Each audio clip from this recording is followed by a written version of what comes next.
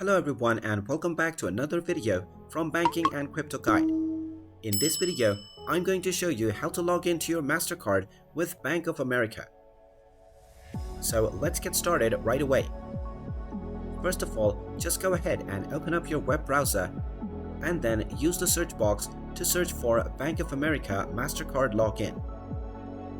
Now from the search results, click on the link which says Manage your credit card account.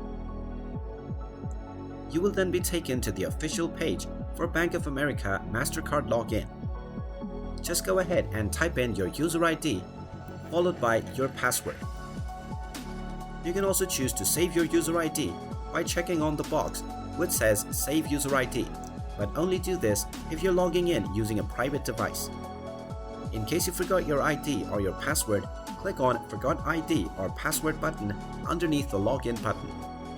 After entering your credentials, just click on the Login button and you will be logged into your Mastercard with Bank of America. And there you have it. That is how easy it is to log into your Mastercard with Bank of America.